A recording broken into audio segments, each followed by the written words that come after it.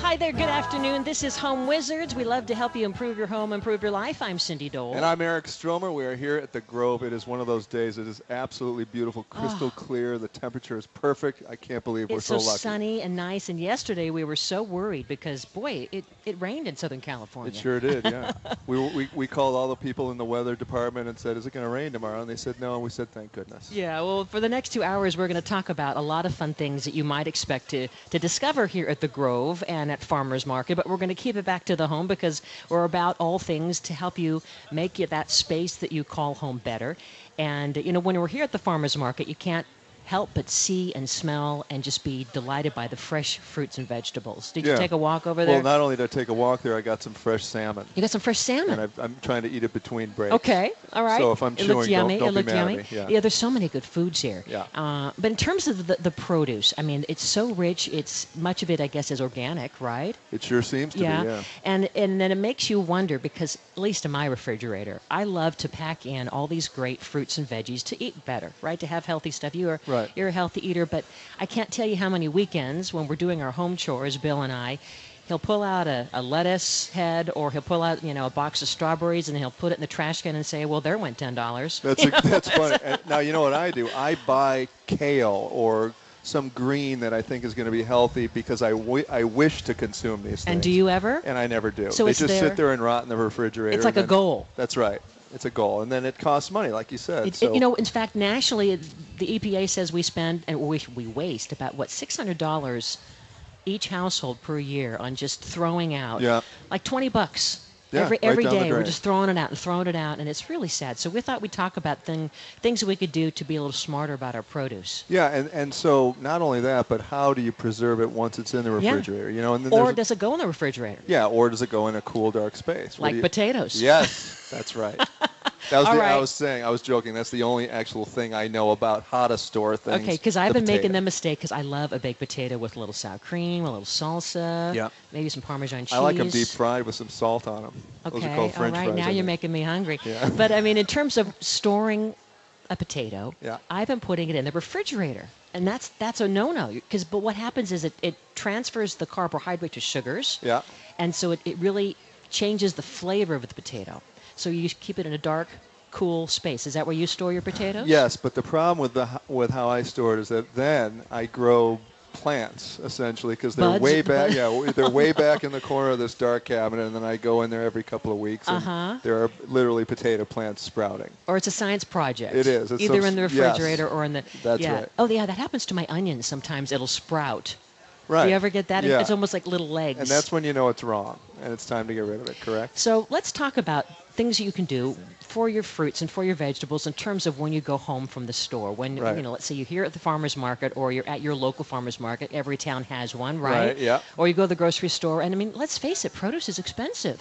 Yeah, and also organic produce is even more so. Such a great way to go, and even more so. But you pay for that, I guess, healthier lifestyle. That's exactly right. So let's talk about things that you can do. I mean, it turns out that, well, I'm going to ask you to guess. Okay. Guess which fruit do you think has the longest lifespan or shelf life when you get home? I would have to say which fruit? Oranges. Very close. That's good. Yeah. Okay. But I think stronger or longer is apples.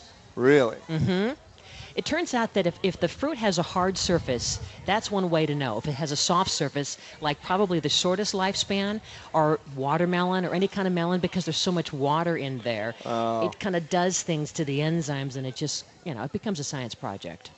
So the apple is the longest Apple's shelf really good. life of all. Apple's vegetables. good. Now, what about all the wax preservatives that they put on these fruits and vegetables? Does that help preserve, or do they rot from the inside? No, it does help. In fact, when you buy some of these airtight pre-cut, do you ever buy those little pre-cut apple slices? I've tried that. Yeah. And it seems like those sometimes last longer than your own apple, or when you cut it. It doesn't turn brown, and it's because they put in some preservatives, because there's a real pressure on the produce department or the produce industry, because they're losing money. I mean, there's so many fruits and veggies that don't even make it to the store because they die. I don't like the apples when they're cut up pre-sold. You don't? I don't think they taste right. They taste like there is something on them to me. Yeah.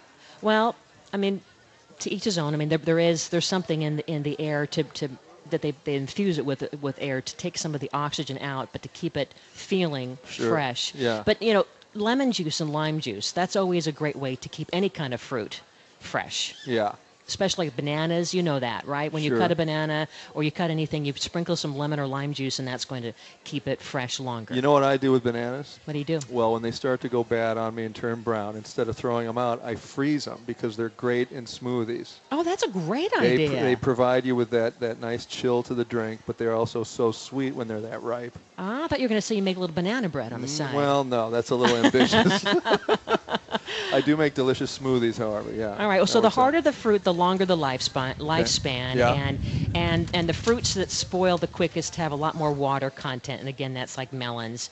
Now, what about the tomato? I know we're in the fruit world, but what about the tomato, which is considered a fruit? Well, can we get to tomatoes in a second? Sure, I'm sorry. I'll just give you a teaser. Yeah, tomatoes, without a doubt. I mean, they not necessarily should be in the refrigerator right away. Okay. And that's the other thing. I mean, there's a whole misunderstanding about where you put fruits and vegetables and then where you store them. I mean, apples release certain gases, and it'll impact other fruits. And so where do these need to be stored then? Well, you have to kind of figure it all out. So we're going to walk you through it. Oh, okay. Really? Okay. A lesson? It's a lesson. Wait a minute. There's a cable car There they going go. by. Hello, everybody. Hello, everyone. Hey. All right. So Yay. you were right when you talked about citrus fruits. Yes, citrus fruits are great because the acid that they have is a natural preservative. Hence, that's why we want to sprinkle the lime or the lemon juice or the orange juice on our bananas. So that acid that's in the fruit's helping it to live longer or have a longer shelf life. Okay. Okay? Yeah, good. And the harder the fruit is always a good one. The apple is going to probably last you probably 2 weeks. Which is great. I can unequivocally tell you that I've had apples last up to 2-3 months. Yeah, Now, I'm really? not sure. Yeah, I'm not sure that they're edible, but they're still there. They can be. Yeah. Now, where do you store your apples? I just put them out on a plate on the kitchen counter. Is that right? That's or good. wrong? That's a good one. That is the right way? That's a good one. Yeah. Well, before we even think about that too, a big tip off is to plan your meals in advance. Yeah. If you can plan your meals in advance and you know you're going to have fresh tomatoes or you're going to have apples or something, then you can also be smarter before you buy them and bring them home. Because I've been guilty of just buying all these fruits and veggies because you're so turned on by their flavor. And it's exactly that same thing. It's that look. you're ambitious. You want to have these things. You want to consume them. But sometimes you're a creature of habit and you don't. And it's bling in the grocery store, Yes. don't you think? Yeah, they really display They it. just say, come by me. Yeah, I know. So anyway. I did that with a couple of mangoes last week, and they're rotting, and I had to throw them out. All right. You talked about tomatoes. So back to other vegetables, potatoes, yams, onions. Most vegetables should be stored at room temperature. Do you do No, that? I always put them in the refrigerator. Really? Yeah. So the yam, like the I did not potatoes know and this. the onions, should be at room temperature because again, it's because the carbohydrates transfer to sugar, so it's gonna change the flavor mainly. Right. The chemical composition changes. Exactly. Interesting. And then a good idea is to avoid washing the root vegetables until you absolutely are going to need them, because any moisture on that potato or that yam is going to encourage rotting, even though it's just sitting there at room temperature. I've done that too. So they need to stay sort of Kinda dirty dry. right from the store, right there on the counter. Now, as for asparagus, I know that's your second favorite vegetable. Yes, it's right it is. there as my That's right. favorite. Thank you. It's a very good antioxidant.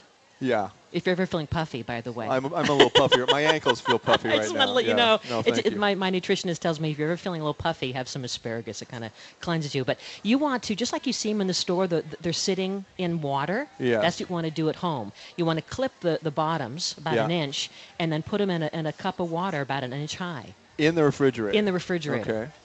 And then that continues to feed them as if they were alive. So much the feeding them. It's just, kind of. You're right, because they're still alive, even though they've been brought out of the farm and into your home. They're still kind of growing a little bit, right? Can I tell you, to that point, what I've been doing lately with my almonds?